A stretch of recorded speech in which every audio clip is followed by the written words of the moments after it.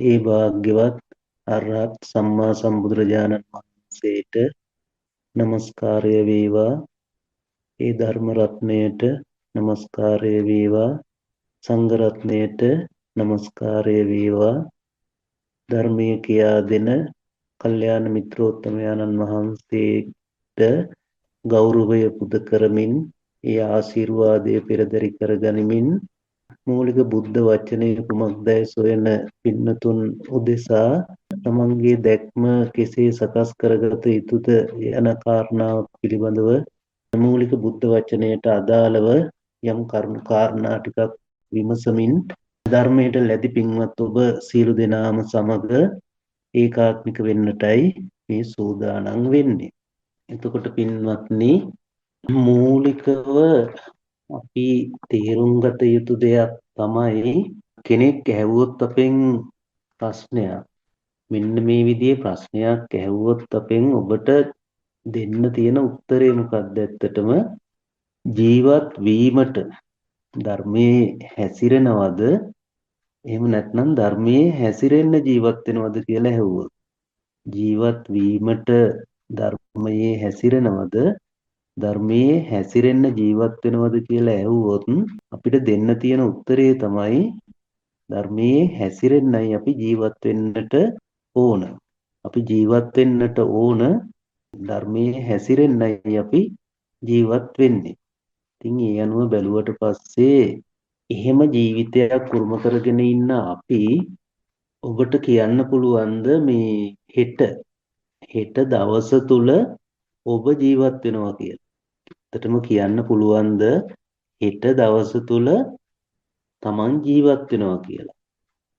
අන්න එහෙම තත්ත්වයක් හිතට දැනෙනකොට මොකද්ද දෙන්න තියෙන නිගමනය මොන සාක්ෂිය මතද අපි කියන්නේ හෙට දවස තුල අපි ස්ථිර වශයෙන්ම ඉන්නවා කියලා.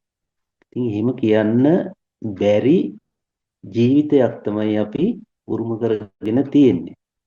අන්න එතකොට අන්නේ සත්‍යයට මුහුණ දෙනකොට දැන් දැනෙන తত্ত্বය මොකද්ද කියලා අමුතුවෙන් කියන්නට අවශ්‍ය වෙන්නේ නැහැ.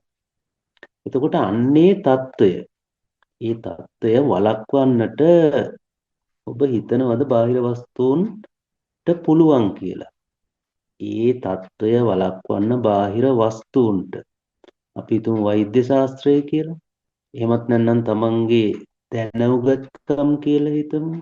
ගෙවල් දොරවල් තමන්ගේ මුදල් ඒ කිසිවකට ඒ தත්වයන් වළක්වන්න බෑ. අන්න ඒ தත්වයක් එක්ක හිතට දැනෙන්නේ අසරණකමක් දැනෙනවා. ඒ தත්වයක් එක්ක හිතට යම්කිසි අසරණකමක් තමයි දැනෙන්නේ.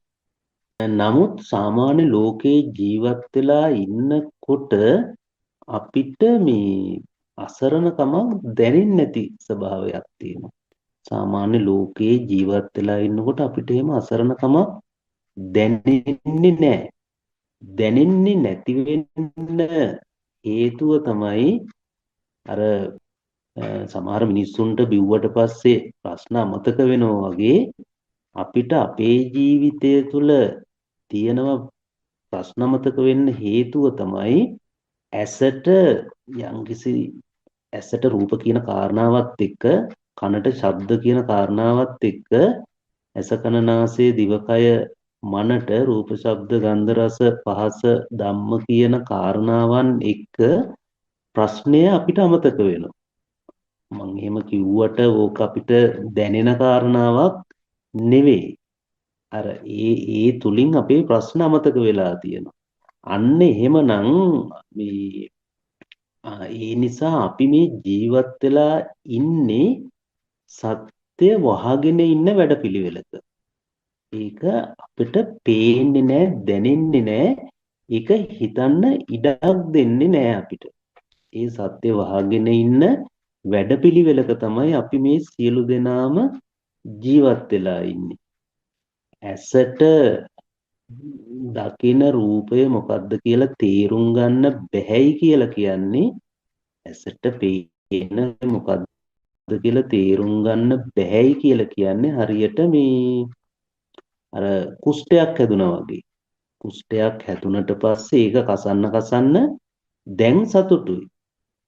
ඒ වගේ ප්‍රශ්න අමතක කරගෙන අපි ජීවත් වෙනකොට දැන් සතුටක් තියෙනවා.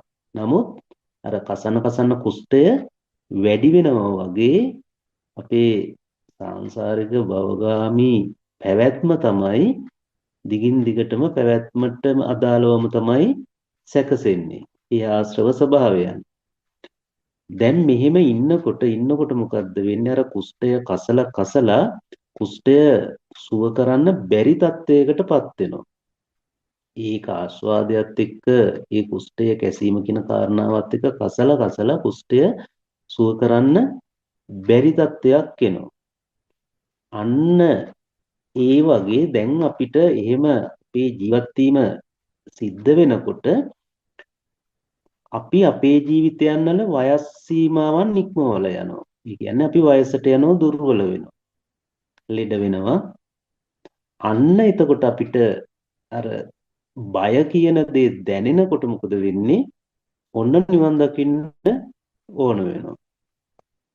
නිවන් දකින්න ඕන වුණාට පස්සේ මොකද්ද කරන්නේ? පන්සල් යනවා. පන්සල් යනවා කියන සීල් සමාදන්. පොතපත කියවන්න හදනවා. කියව ගන්න විදියක් නැහැ, ඇස් දෙක පේන්නේ නැහැ. එක අරමුණක ඉන්න විදියක් නැහැ, කය දුර්වලයි. ඉතින් පිළිසරණක් ඕන. පිළිසරණක් ඕන වුණාට ඥාතීන්ට ඒක දෙන්න බැරි වෙලා යනවා. තමයි ඉගෙනගත්තු උගත්කමට ඒක දෙන්න පුළුවන් කමක් නැති වෙලා යනවා. දැන් එතකොට සිද්ධ වෙන්නේ මොකද්ද? අන්න දොස්තර මහත්තයා ඕන වෙනවා. දොස්තර මහත්තයා කියන විදියට ජීවත් වෙන්න සිද්ධ වෙනවා. දැන් වේදා කියන දේ තමයි කරන්නට සිද්ධ වෙන්නේ. ඇයි ජීවිතේ බේර ගන්න ඕන නම්. නමුත් පිහිටට ඉන්න කවුද? බුදුරජාණන් වහන්සේ පමණයි. වේදා කියන දේ කළාට පිහිටට ඉන්න කවුද? බුදුරජාණන් වහන්සේ විතරයි. හැබැයි බුදුරජාණන් වහන්සේගේ ධර්මය මිනිස්සුන්ව අන්දන මුලා කරන දහමක් නෙවෙයි බුදුරජාණන් වහන්සේගේ දේශනාව. ඇත්තක් තමයි කියලා දෙන්නේ. ඒතකොට ඇත්තක් කියලා දෙන අන්දන්නේ නැති බුදුරජාණන් වහන්සේ අර කුෂ්ඨය කසලා සතුටු වෙනවා වගේ తాවකාලික සතුටක් ගෙන දෙන වින්දනයක් නෙවෙයි ගෙනල්ලා දෙන්නේ. දැන් අපි දන්නවනේ දැන් අපි මැරෙන්න යන අවස්ථාවට වුණාට පස්සේ අපි හිතන්නේ මම මැරෙනවා කියලා. අපි හිතන්නේ මම මැරෙනවා කියලා. එහෙම නැත්නම් අපි හිතන්නේ ගාමිණී මැරෙනවා, මේ සුමනාවතී මැරෙනවා. එහෙමනේ අපි කියන්නේ. නමුත් මේ දොස්තර මහත්තයා අත අල්ලලා බලලා නාඩි වැඩ ගන්නවද කියලායි දොස්තර මහත්තයා හොයන්නේ. අන්න එතන නාඩි වැඩ කරනවද කියලා බලන දොස්තර මහත්තයට ඉන්නවද මේ මම කියලා කෙනෙක්, ගාමිණී කියලා කෙනෙක්, සුමනසිරි කියලා කෙනෙක්, අසවල් භික්ෂුව කියලා කෙනෙක්, එහෙම කෙනෙක් නැහැ. එතන එතන මම කිව්වේ එහෙනම් කුමකටද? අපි අපේ කය අපේ ශරීරය මම කියලා අල්ලගෙන අන්නේ මම කෝ කියලා හෙව්වොත් ඒ මම කෝ කියලා හෙව්වොත් අපි මේ මම කියලා දාගෙන ඉන්න කාරණාවත් එක්ක ඒ මම කෝ කියලා හෙව්වොත් අන්න බුදුරජාණන් වහන්සේගේ ධර්මය තමයි අපිට ඒක හොයාගන්න උපකාර වෙන්නේ. එතකොට අන්න ඇස රූප කියන කාරණාව දකිනකොට අන්න මම කියන කෙනා ඉන්නවා. ඒ කියන්නේ ඇසින් රූපයක් දකින සිද්ධිය වෙනකොට තමයි මම කියන කෙනා ඉන්නේ. දැන් ඕක කොහොම කිව්වට ඒක අපි ටිකක් විචාරශීලීව ටිකක් උවමනාවෙන් යුක්තව ඒ කාරණාව දිහා බැලුවොත් ඇස කියන කාරණාව දිහා බොහෝම අවධානයෙන් යුක්තව බැලුවොත් දැන් ඔබ උතන ඉන්නකොට ඔබට ඇස් දෙකක් තියෙනවා. ඇස් දෙකෙන් නොයේක් දේවල් පේනවා. දැන් අපි හිතමු ඔබට මොනවා නැතත් ඔබේ ෆෝන් එක පේනවනේ. එහෙමත් නැත්නම් ඔබේ මොනවා හරි මේ කාරණාවත් එක්ක සම්බන්ධ වෙලා ඉන්න ඒ කාරණාව පේනවා. එහෙම නැත්නම් අපි පොදුවේ යම්කිසි දෙයක් ගනිමු. ඔන්න දැන් පිළිම බුද්ධ වන්දනාව කරන පිළිම වහන්සේ ඉන්නවනේ. ඔන්න ඉදිරියේ තියෙන මේ තමන්ගේ ගෙදර තියෙන පිළිම වහන්සේ මට පේනවා. හොඳ අවධානයෙන් යුක්තව මේ කාරණාවත් එක්ක ඔබේ විචක්ෂණය යොමු කරන්න. ඔබට පිළිම වහන්සේ පේනවා. එච්චරයි. වැඩිය හිතන්න යන්න එපා, ගැඹුරට මුකවත් හිතන්න යන්න එපා. ඔය පිළිම වහන්සේ මට පේනවා. එහෙම නැත්නම් ඔය කෝපය ගන්න, පොත ගන්න, ඕන දෙයක් ගන්න. මම අර පොදු කාරණාවක් හැටියට තමයි පිළිම වහන්සේ මට පේනවා. එච්චරයි. හිතන්න දෙයක් නැහැ. ඔය වාක්‍ය ඇතුලේ තියෙනවා පේන මමෙක් ඉන්නෝ එක පැත්තකින්. ඔන්න දැන් ධර්මය අරෝමියව දන්නේව ගලපන්න එපා මොනවාවත්. පේන මම ඉන්නවා. ඒ වගේම පේන දෙයක් තියෙනවා. දේ තමයි පිටුමු තමන් ගත්තු දේ පිළිම වහන්සේ කියලා. ඊට පස්සේ පේනවා කියන ක්‍රියාවක් සිද්ධ වෙනවා. මේ පැත්තේ පේන මමෙක් ඉන්නවා, පේන දෙයක් තියෙනවා, පේනවා කියන ක්‍රියාවක් සිද්ධ වෙනවා. මට බුදු පිළිමය පේනවා කියන වාක්‍ය ඇතුලේ පේන මම ඉන්නෝ, පේන දෙයක් තියෙනෝ, මම මේ හිටියදට දේහේ තිබුණට පේනවා කියන ක්‍රියාවත් එක්කයි සම්බන්ධ වෙන්නේ. මම හිතනවා එතන ඔබට හරි පැහැදිලි. දැන් මං ඇහුවොත් මෙන්න මේ විදියට ඔබෙන් ප්‍රශ්නයක්. ඇසට බුදු පිළිමය පේනවද? ඇසට බුදු පිළිමය පේනවද? මේ කියන කාරණාවත් එක්ක ඔබේ කියන කාරණාවට පමණක්ම අවධානය යොමු කරගෙන හිතන්න. ඔබ දන්න දහම් කරුණු, ඔබේ මතකයන් අරව මේවා ලොකු දේවල් වලට යන්නත් එපා. ධර්මයේ වචන වලට ගලපන්නත් එපා. නිකමට හිතන්න ඇස්සට බුදු පිළිමය පේනවද? ටිකක් විමසුම්ශීලීව හිතුවොත් පින්වත්නි හොඳට බලන්න ඇසේ කෘත්‍ය මොකක්ද කියලා. ඇසේ කෘත්‍ය තමයි පේනවා කියන එක. ඇසේ කෘත්‍ය මොකද්ද? පේනවා කියන එක. කනේ කෘත්‍ය ඇසීම වගේ ඇසේ කෘත්‍ය පේනවා කියන එක. එතකොට ඇසට පේනවා මිසක හොඳට කල්පනා කරලා බලන්න පේනවා වෙන්නේ ඇසට. පේනවා වෙන්නේ ඇසට. ඇසේ කෘත්‍ය පෙනීම. ඇසට නම් පේන්නේ. ඇසට නම් පේන්නේ හොඳට කල්පනා කරලා බලන්න ඇසට බුදු පිළිමය පේනවා කියන එක හරිද? ඇසේ කෘත්‍ය පෙනීම. ඇසේ කෘත්‍ය පෙනීම අපි කියනවා ඇසට බුදු පිළිමය පේනවා කියලා. ඇස දන්නවද පිළිම කතාවක්? පිළිම කියනවද පිළිම කතාවක්? මෙතන මහා විකෘතියක් තියෙනවා කියලා ඔබේ අවධානය යොමු කළොත් හොඳට තේරෙයි. කියන්නේ ඇස කියන කාරණ ඇසේ කෘත්‍ය පෙනීම නම් ඇසට නම් පේන්නේ ඇසට බුදු පිළිමය පේනවද කියලා හැවුවොත් ඇසට පේනව මිසක ඇසට බුදු පිළිම කතාවක් කතා කරන්න බෑ. ඇසේ කෘත්‍ය පෙනීම. පිළිම කියන්නේ නෑනේ මම බුදු පිළිමය කියලා. ඒක අජීවී වස්තුවන්නේ. ඇස දන්නවද පිළිම කියලා? මොකද ඇස පිළිමය කියලා දන්නේ ඇසේ කෘත්‍ය පෙනීම කියන එක. මේ කියන කාරණාවත් එක්ක විතරක්ම හිතන්න. ඔබ දන්න දහම් කරුණු දාලා මේක නාම රූප විඥාන අරව මෙව්ව හිතන්න යන්න එපා මේ වෙලාවේ. සරලව කියපු සංසිද්ධියත් එක්ක විමසුම්ශීලීව බලන්න. ඇසට පිළිම කතාවක් නෑ, පිළිමෙට පිළිම කතාවකුත් නෑ. ඒ වුණාට මං කියන්නේ මට බුදු පිළිමය පේනවා කියලා. ඇසේ කෘත්‍ය පෙනීම, පෙනීම ඇතුලේ පිළිමයක් නෑ. ඒ වුණාට මං කියන්නේ මට බුදු පිළිමය පේනවා කියලා. එතන නිකන් විකෘතියක් තියෙනවා කියලා ටිකක් සත්‍යවාදීව සත්‍යවාදීව මේ කාරණාවත් එක්ක විමසුවොත් මෙතන යම්කිසි විකෘති සහගත බවක් තියෙනවා කියලා ඔබට හිතෙන්නට ඕන. ඔබට හිතෙයි එහෙම. එහෙමනම් ඇත්තටම පිළිම කතාවක් එන්නේ ඇසටද? නෑ. පිළිමෙටද? පිළිම වහන්සේටද? නෑ. පිළිම කතාවක් එන්නේ මගේ පැත්තෙන් එන නිමිත්තක්. ඒ කියන්නේ පිළිමෙට අදාළත් නෑ, ඇසට අදාළත් නෑ. නමුත් මේ පැත්තෙන් මගේ පැත්තෙන් තමයි බුදු පිළිමය හම්බ වෙන්නේ. කොටින්ම මේ කාරණාදී බුදු පිළිමය හම්බ වෙන්නේ මට.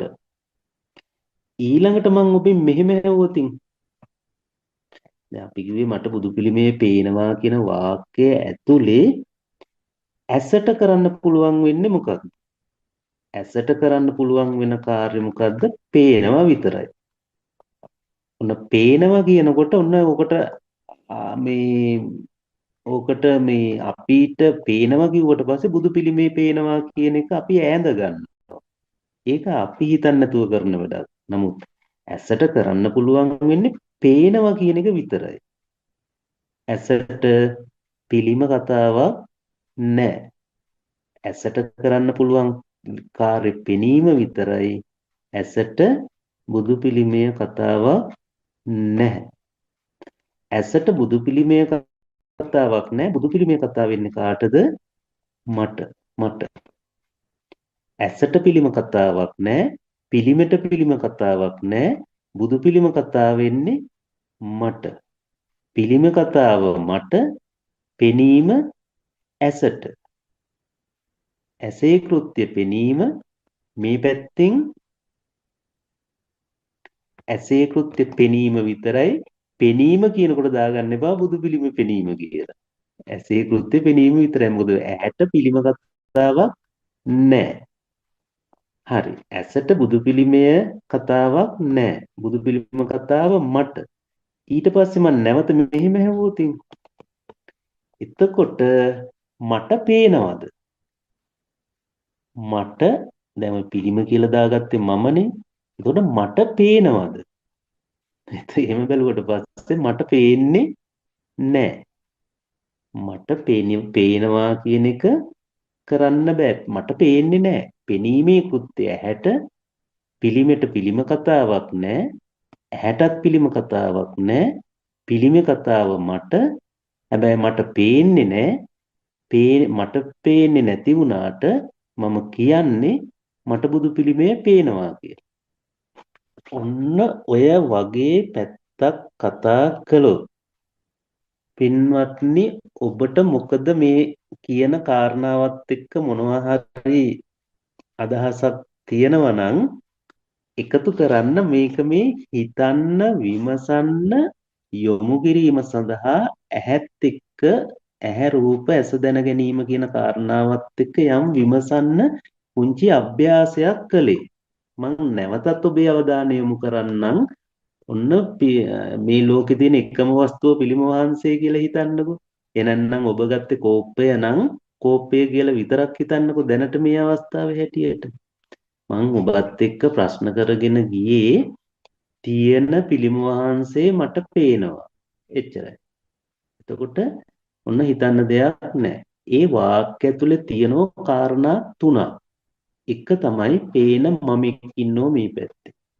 පේන මමෙක් ඉන්නෝ පේන දෙයක් තියෙනවා පේනවා කියන ක්‍රියාවක් සිද්ධ වෙනවා ඊට පස්සේ මම ඔබෙන් ඇහැව්වා ඇසට පිළිම වහන්සේ පේනවද කියලා ඇසට පිළිම වහන්සේ පේනවද කියලා ඇහුවට පස්සේ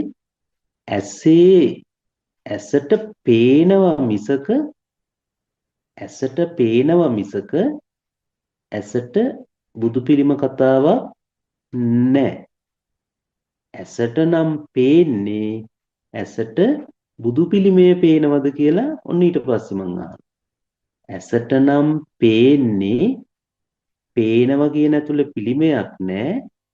ඇසට බුදු පිළිමය පේනවද කියලා ඇහුවොත් ඇසට පේනවා මිසක ඇසට බුදු පිළිම කතාවක් නැහැ. එහෙනම් බුදු පිළිමය හම්බ වෙන්නේ කාටද? ඇහැටද? නෑ, මට.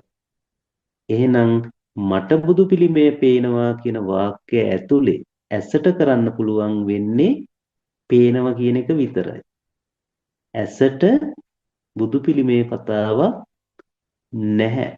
ඇසට බුදු පිළිමේ කතාවක් එන්න බෑ. බුදු පිළිමේ කතාව කාටද? මට. හැබැයි මට පේනවද? මට පේන්නේ නැහැ. දැන් මෙතන යම්කිසි සිද්ධියක් තියෙනෝනේ. මෙතන යම්කිසි සිද්ධියක් සිදුවීමක් වෙනෝ. වෙච්ච සිදුවීම දිහා සත්‍යවාදීව විමසන්නයි තියෙන්නේ. මේ සිද්ධියට සාධාරණේ වෙන්නට ඕන. සිද්ධියට සත්‍යවාදී වෙන්නට ඕන. මේක මේ අර ආගම මේ ආගම අර රට මේ රට මොකවත් ඕනේ නැහැ. සත්‍යවාදී කියන වචනය ඇතුලේ තියෙන්නේ ඒ වෙච්ච විදිහ මොකද්ද කියලා හොයන එක. වෙච්ච විදිහ. එහෙම නැත්නම් ඒ සිදුවෙන විදිහ. සිදුවෙන විදිහට සත්‍යවාදී වීම කියන කාරණාවක් විතරයි මෙතන තියෙන්නේ. ඉතින් මෙන්න මේ කියන කාරණාව තමයි අපි විමසුවේ. හොඳයි පින්වත්නි, ඔබට මොනවා හරි මේ කාරණාවත් එක්ක මේ අදහසක් හෝ නොතේරුණු තැනක් හෝ අදහසක් හෝ ඒ පිළිබඳව යම් විමසීම් සහගතව මොනවා හරි කියන්න පුළුවන් නම් අදහසක් එකතු කරන්න. තෙරුවන් සරණයි. තෙරුවන් සරණ ස්වාමීන් වහන්සේ. තෙරුවන් සරණයි. ස්වාමීන් වහන්සේ ඔතන දැන් අපිට වැරදෙන තැන මෙහෙම එකක් තියෙනවා.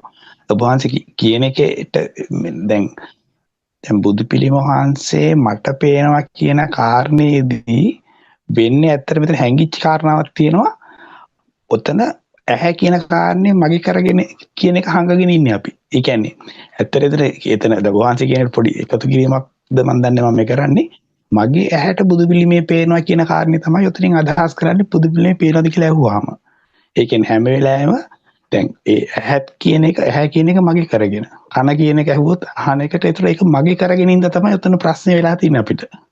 ඒ කියන්නේ ඒක තමයි මම හිතන්නේ ඔතන මේ හැංගිලා තියෙන අදහස ඔය ඇහැ කන ඒ අයම අපි මගේ කරගෙන තියෙන එක. ඒක කියවෙන්නේ නැහැ අර මට බුදු පිළිමේ පේනවා කියන එක කියවෙනව ඇරෙන්න මගේ හැට බුදු පිළිමේ පේනවා කියන එක කියවෙන්නේ නැහැ. ඒ කියන්නේ පේන්නේ මගේ හැට කියන එක ඇහැ මගේ කරන් ඉඳ තමයි ප්‍රශ්නේ වෙලා තියෙන්නේ.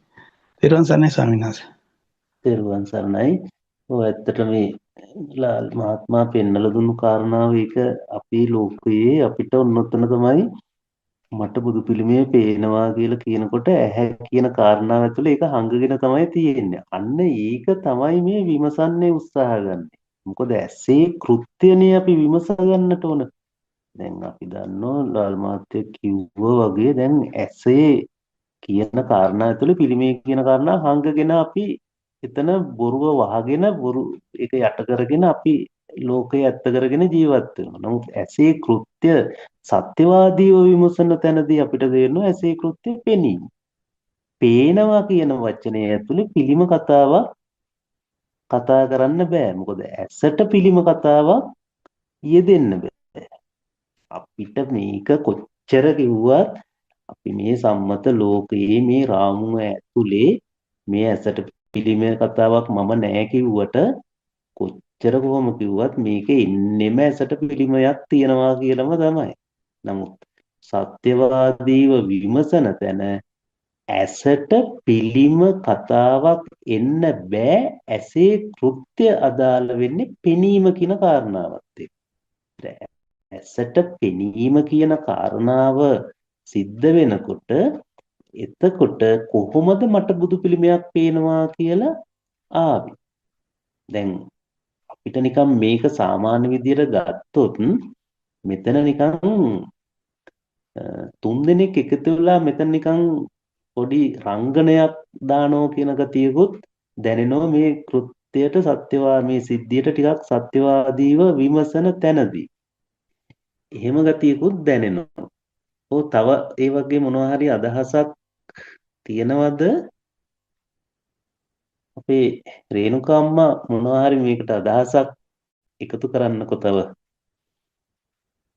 තෙරුවන් සරණයි ස්වාමීන් වහන්සේ. තෙරුවන් සරණයි. මේ වාක්‍ය ඇතුලේ මොකද්දෝ තියනව නේද විමසන්න ගතියක් නේද?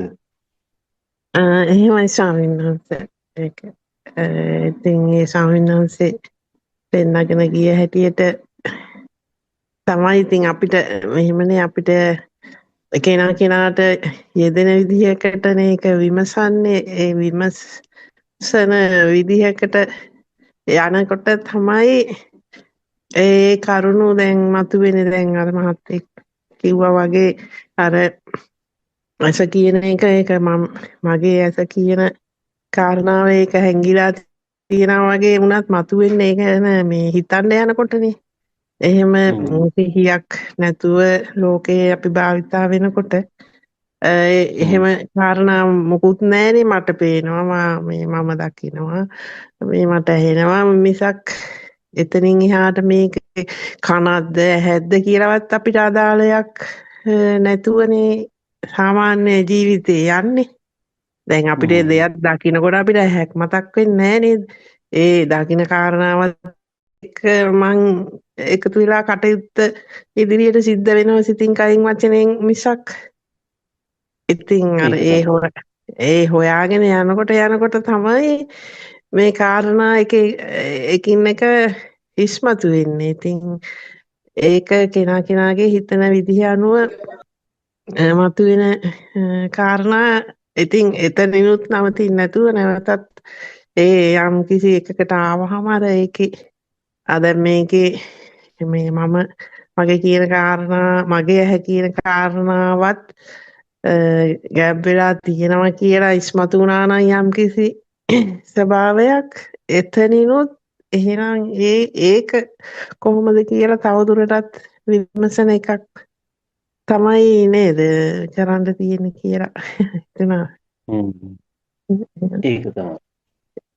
දැන් එතකොට අපි සම්මත ලෝකයේ ඇත්ත කරගෙන ඉන්න කාරණාවට පහරක් තමයි වදින්නේ මේ චින්තන රටාව අපි ටිකක් අත්හදා බැලුවොත්.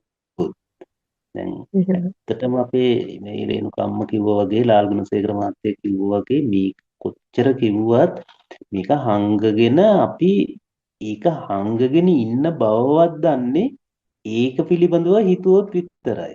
නැත්නම් උපතේ සිට මරණය දක්වාම ඕක ඇත්ත කරගෙන ජීවත් වෙනවා. ජීවත් වෙලා ඉතින් ඒ අසත්‍යයක් බවවත් දන්නේ නැතුව මැරිලා යන එකක් තමයි සිද්ධ වෙන්නේ.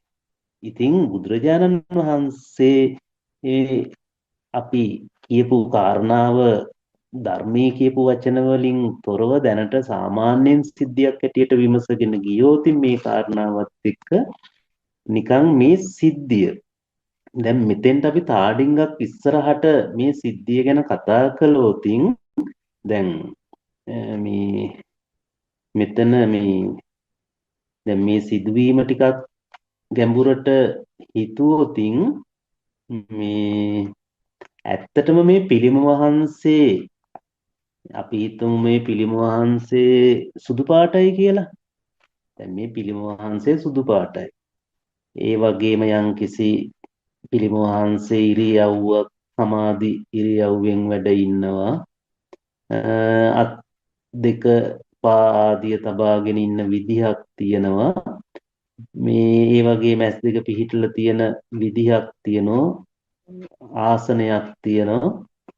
එතකොට මේ පෙනීම ඇසට නම් පෙනීම බුදු පිළිමේ නෙවෙයි. පෙනීම ඇසට නම් ඇත්තටම හිතුවොත් ඇසද කියන්නේ පිළිමේ සුදු පාටයි කියලා. ඇසද කියන්නේ පිළිමේ සුදු පාටයි කියලා. නැහැනේ. මොකද ඇසේ කෘත්‍ය පෙනීම. ඒ වගේම ඇසද කියන්නේ මේක සමාධි පිළිමේ වගේ කියලා. හරි කුමන හෝ පිළිමේක ආකාරයක් තියෙන පිළිමේ හිතා ගන්නකො. ඇසද කියන්නේ මේක සමාධි පිළිමේ වගේ කියලා. ඒත් නැහැනේ. හරි.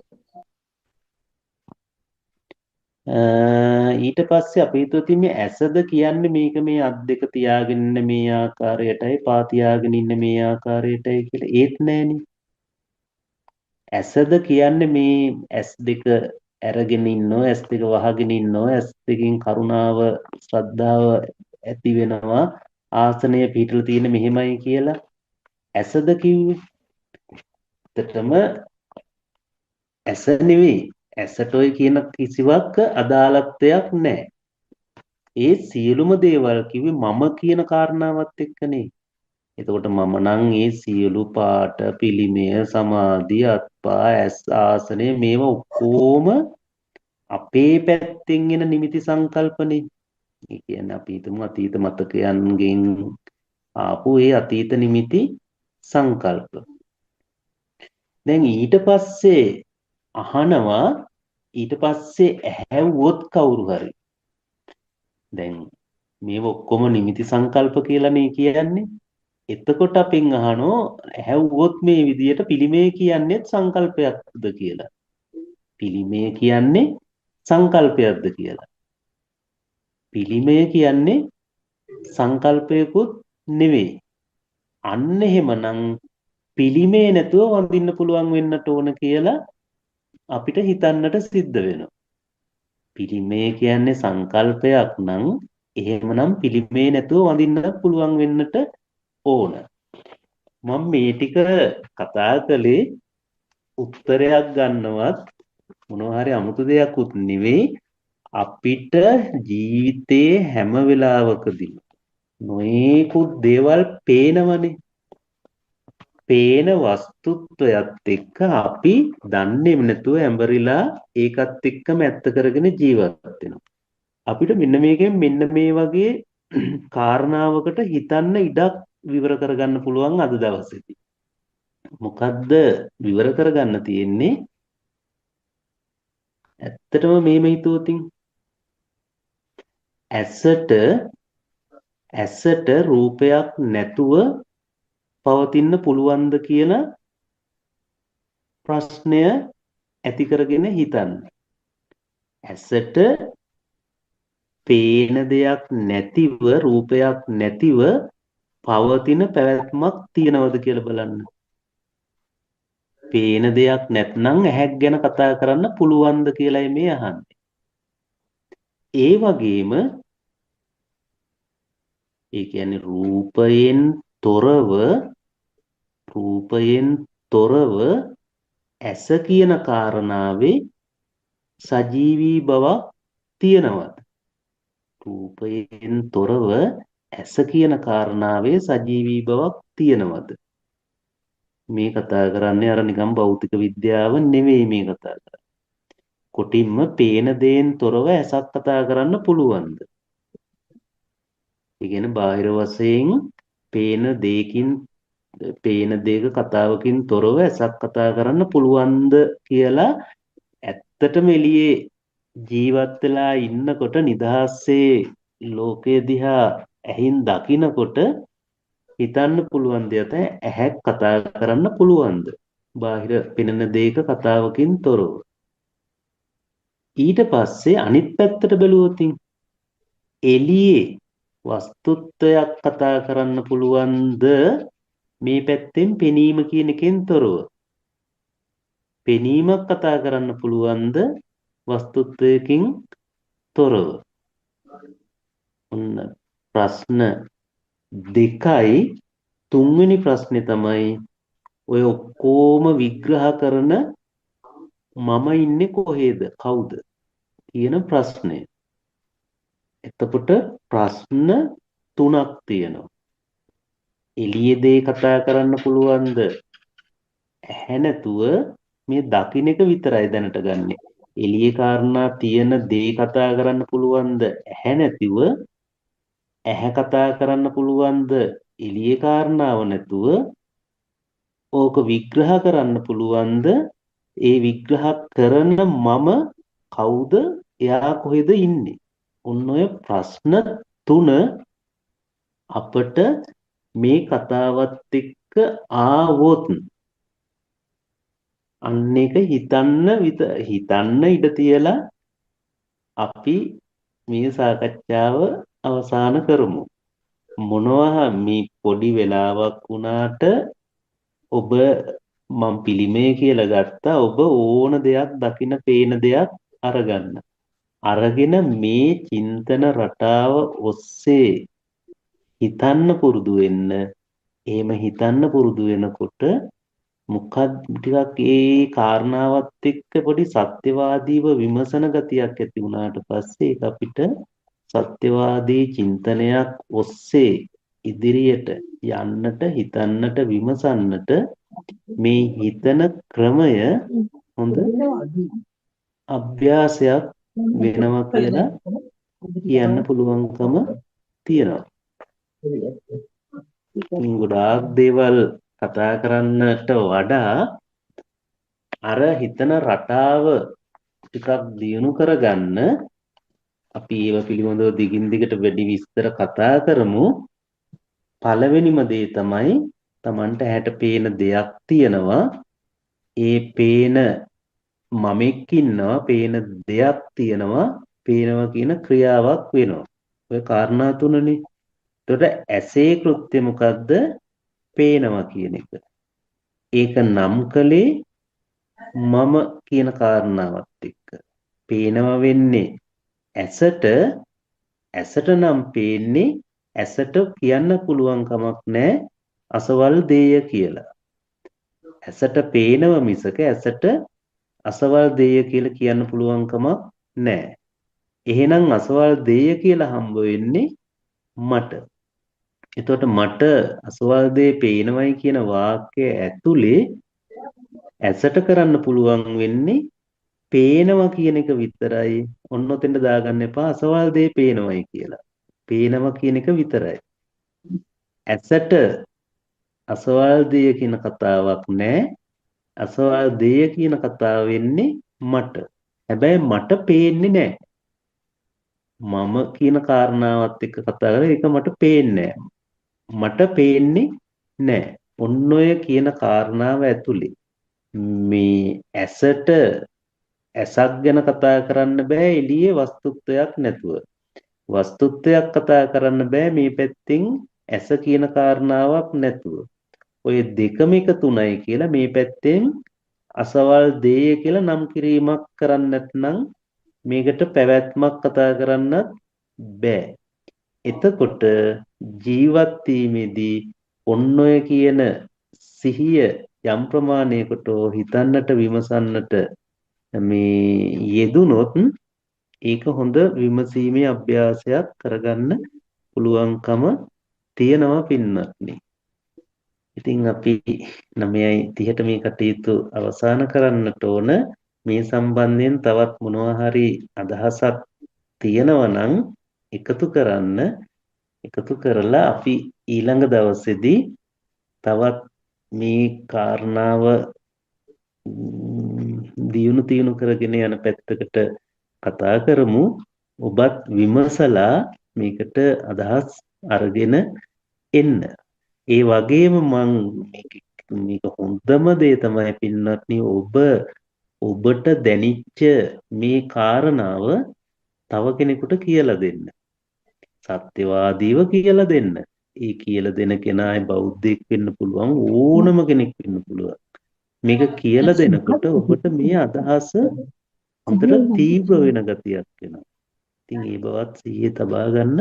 මොන හරි අදහස් ඔබට දැනෙන දෙයක් තියෙනවා නම් එකතු කරන්න.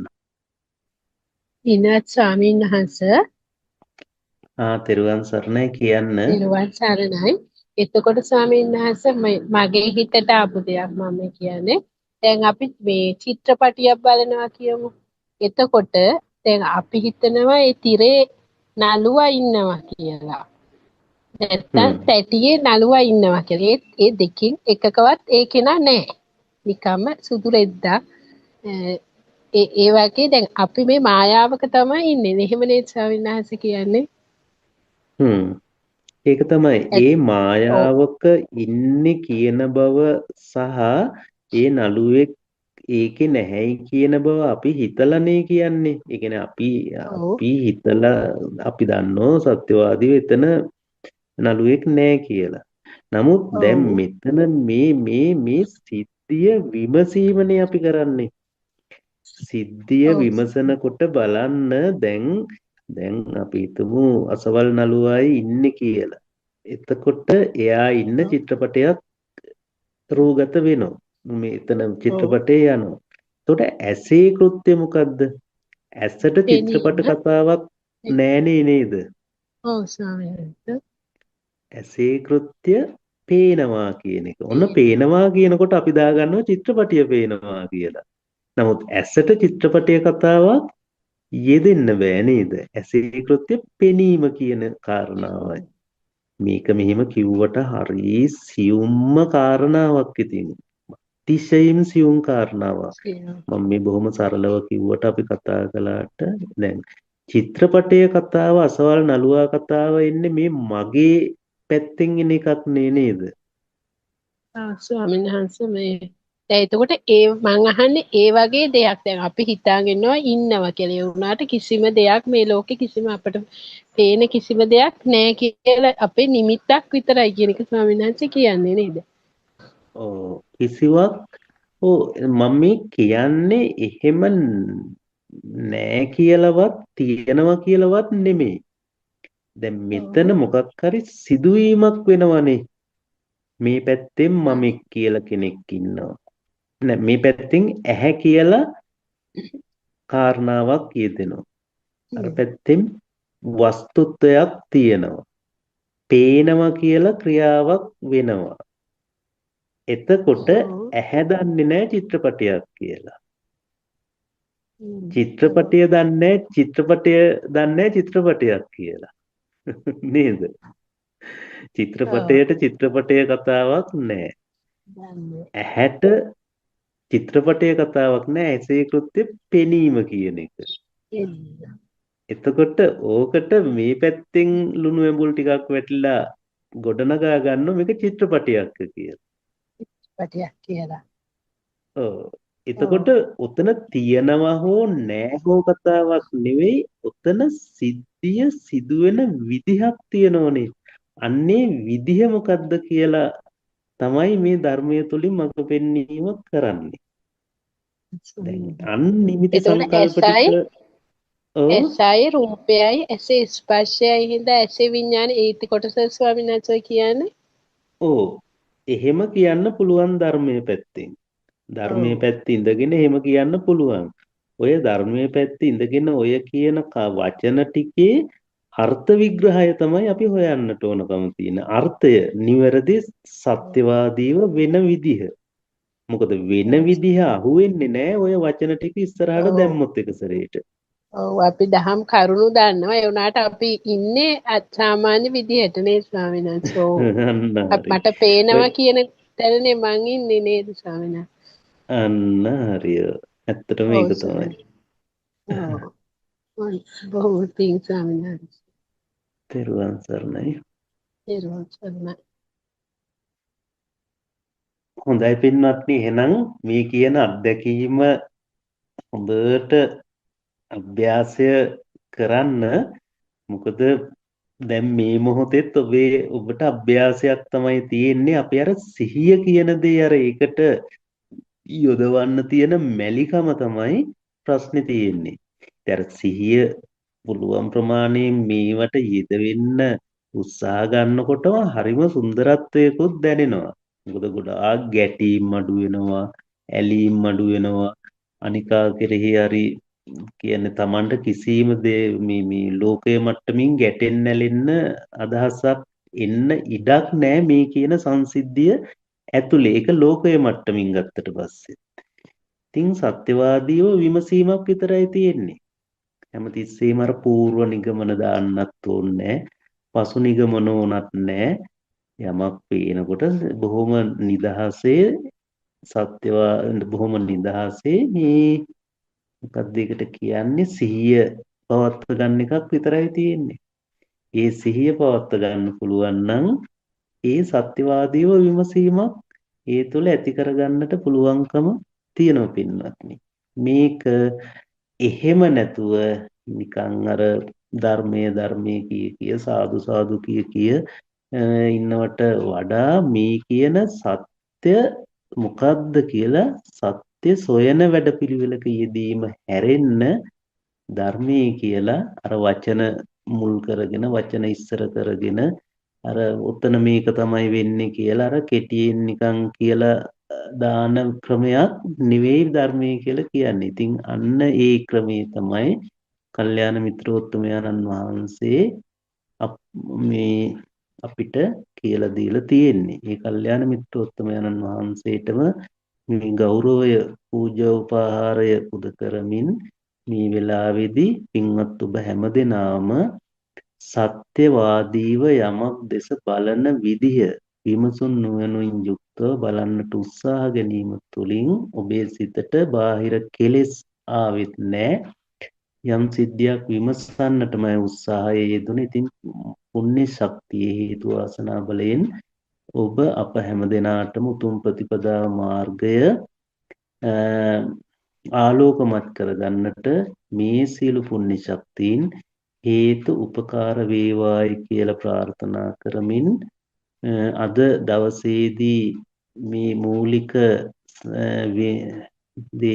මූලිකව මේ සාකච්ඡාව නිමාටපත් කරනවා. ලබන අඟහරුවාදාත් රාත්‍රී 8:00ට මේ සාකච්ඡාව පැවැත්වීමේ බලාපොරොත්තුවෙන් යුක්තව ඔබ තව කෙනෙකුට කියලා දෙන්න, කියලා දීම තුළ ඔබ තුලයි මේක වැඩෙන බවත් අමතක කරන්නට එපා. සියලු දෙනාටම තෙරුවන් සරණයි.